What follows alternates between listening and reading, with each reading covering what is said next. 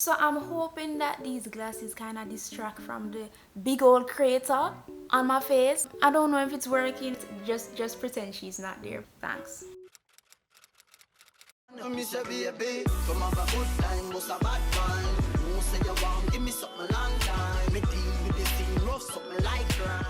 Hi guys, welcome back to my channel. If this is your first time, my name is TREVONAE and I'm currently a sophomore at Howard University, where I'm enrolled as an international student. From time to time, people reach out to me on Twitter and Instagram asking me what it was like applying to Howard as an international student and just for general tips and advice for applying to colleges in the US. I realized though that any advice that I could give would be really specific to my country's education system, to the resources I had, and just my circumstances in general. So I reached out to some of my fellow international peers at Howard from different parts of the world to share their experiences and their process with applying to Howard and other schools based on their background. So while a lot of the information in this video will be based on Howard University, I'm pretty sure that it will still be applicable across the board no matter what college you're trying to apply to. So I hope that it will be really helpful, and without further ado, let's get into the video. Hey guys, my name is Arham Mahanaf and I am a sophomore honors computer information systems major from Chittagong, Bangladesh. Hi everyone, my name is Kelly Martin and I'm a sophomore honors psychology major from Kingston, Jamaica. My name is Knox Edwards. I am a TV film major from Swaziland, Southern Africa, but I'm half Jamaican, Chiloli in the house, yeah, period. I am an international student on an F1 visa, or I'm going to be on an F1 visa when the embassy opens. That is my aim because I have no kids, no husband, nothing. I'm Amara Shugwa Shabede, a computer engineering major, sophomore from Delta State, Nigeria, but I live in Lagos, Nigeria. Hi, my name is Esther. I'm an English major and a freshman from London. I'm still here now because Howard's gone online for the full semester, which kind of sucks. My name is TREVONAE Williams and I'm a sophomore honors journalism major, playwriting minor from Manchester, Jamaica. I chose journalism because I have a passion for creating and telling stories. It sounds cliche every time I talk about it. I just really have a passion for reaching people with things that I can create, whether it be something that I write, film, or edit. I considered majoring in TV and film. I felt like journalism was a bit more practical because the courses that we do for that major are kind of more broad. As of right now, I just know that I want to be in the world of media and communications and entertainment. I'm still trying to figure out my niche, so I guess picking journalism was good because I kind of get some exposure to different areas in the field. The reason why I chose computer information systems as my major was because I always wanted to be a business student, but I wanted to integrate some kind of tech or IT related subjects with my business subject, and computer information systems was a part of the School of Business, and it just was the perfect marriage of that tech and business aspect that I was looking for. So for me, that was the perfect major. I chose to study psychology because it's something that has really always interested me. It was basically a no-brainer for me. I wanted to do a degree that I felt was versatile and that I could apply to other fields if I wanted to. So psychology was really the perfect fit. I chose my major because I loved acting, but I didn't think I was good at it, and I was kind of insecure. So I was like, I'll do TV and film because I can still dabble into acting. And I don't have to spend 4 years of my life doing something and then next thing I won't get a job. I chose computer engineering because I've always liked computers since I was younger and I always wanted to know how they operate. My major is English. English has always been my favourite subject at school. It's kind of the only thing that I was kind of passionate about, that I really enjoyed to do. So obviously I picked it to study at uni. I don't want to jinx myself, but I see myself as a writer. That's obviously something that I'm really interested in doing, and I think doing English at Howard will really help that. In high school at the CSEC level, I did 8 subjects: English A, English B or English literature, math, like regular math, not ad math, wasn't that bright, Spanish, principles of business, information technology, history, biology. I wasn't sure what I wanted to do career-wise, so I made sure I did at least one subject in the 3 main areas. At Cape, I did 5 subjects: law, sociology, digital media, Spanish. In lower 6, I did communication studies, and in upper 6, I did Caribbean studies. I got grade 1s in all my subjects at the CSEC level. For CAPE, for Unit 1, I got 4 1s and a 2. In Unit 2, I got 3 1s and 2 2s. The CAPE subjects that I did gave me a total of 12 transfer credits, I think. I did IB in my last 2 years of high school. I did high-level biology, high-level chemistry, high-level economics, standard-level math, standard-level English literature, and this class called Spanish ab initio. My result in IB allowed me to get, I think it was 38 transfer credits, and that works out to be a little over a year's worth, so that was a really great perk. We did the GCSE system in my high school. We did the GCSEs, or IGCSE, so I did business, history, French as a second language, drama, physics, math, and English, but English was split into 2, so it's English language and English literature. But I was an A student in my GCSEs, and all my report cards, they were just all A's and A stars or A plus or whatever. My external exam was WAEC. Did physics, chemistry, anthropology, math, art math, biology, basically all the science subjects. I got an A in physics, an A in data processing, civic education, B in chemistry, biology. So we don't have high school, we have secondary school, but you already know that. So that goes up until year 11. I did 11 GCSE. So the subjects I did were English, maths. I did all of the sciences, so bio, chem, and physics, French, geography. I did textiles, sociology. At A-level, I did English, history, and psychology as well. So A-level was like the last 2 years of secondary, of like education in the UK before university.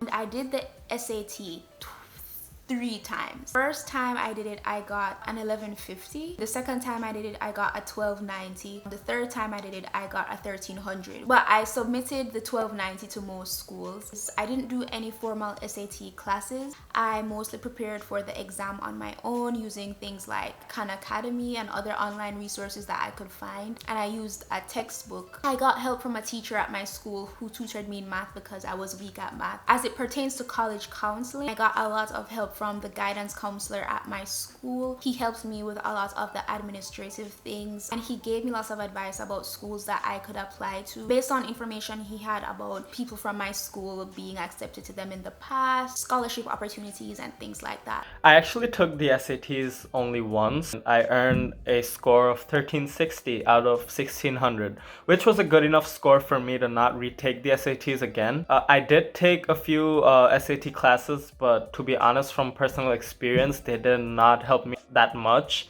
I realized that once I started to really practice and put in the time myself, I was doing a lot better and I was progressing the way I wanted to progress. In terms of SATs, I did SAT classes the summer before my first year in sixth form, or my junior year.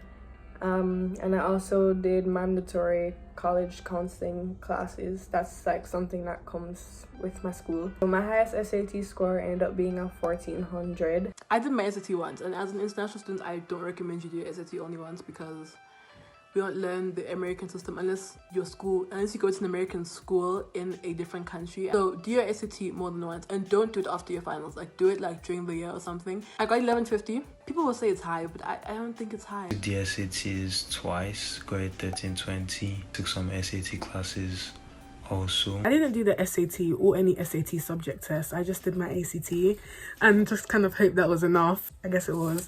I got 24 in my ACT. In lower school, as in from 1st to 5th form, I wasn't super involved. I was a form captain once, I was a student council rep once. I joined Key Club in 3rd form, but I guess kind of worked my way up. In 5th form, I served as a public relations officer. In lower 6th, I served as the bulletin editor, and in upper 6th form, I served as the president. In 5th form, I became a prefect. In lower 6th form, I was a class representative for the 6th form association. And in upper 6th, I served as president of the 6th form association. And I also served as head girl of the school.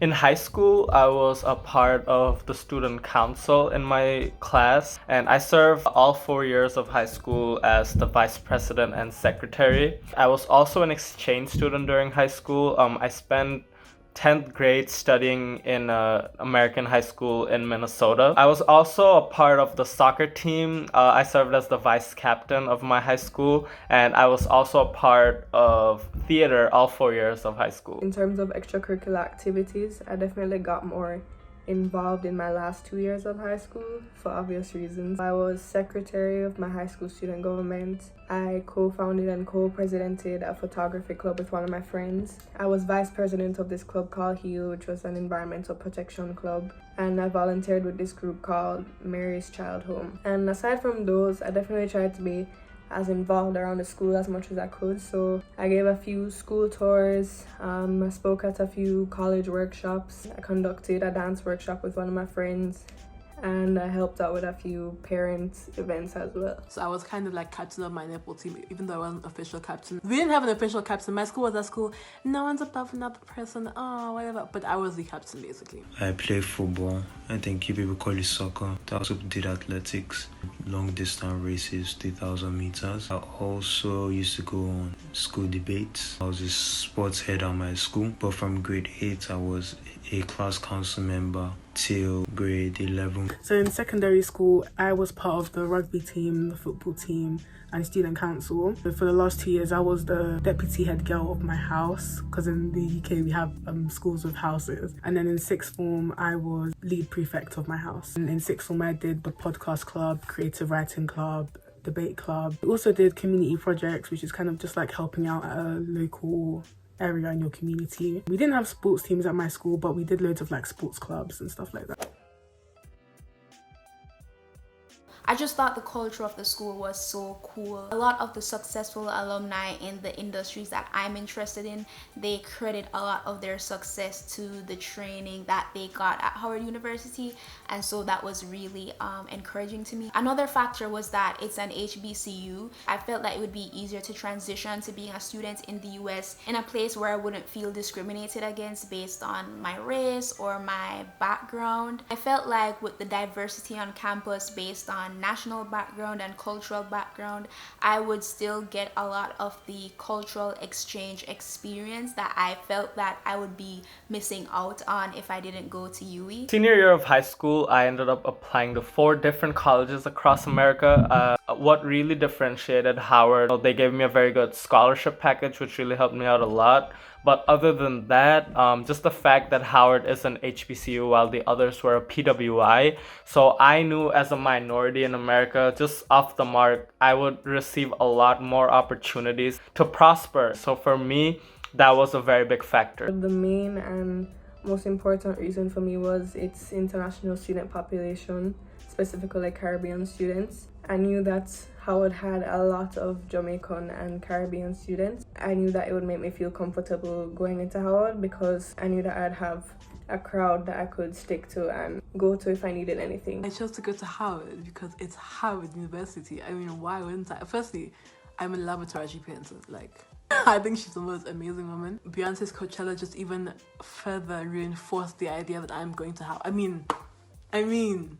I chose Howard because my sister already goes here, and I saw and heard that the alumni has a strong bond with like Howard pupils. When I got accepted into Howard, it kind of changed like my whole thought process, because when I was applying, I didn't really think I would get in. Nobody from my school had ever applied to go to America before. It was me and two of my friends. So obviously we were really scared and nervous. We didn't think we had a chance of getting in anywhere. So when I finally got in, it was kind of like, why would I miss out on this fantastic opportunity? So literally, as soon as I got into Howard, I kind of just forgot about other schools. Like, it was an easy decision for me to make.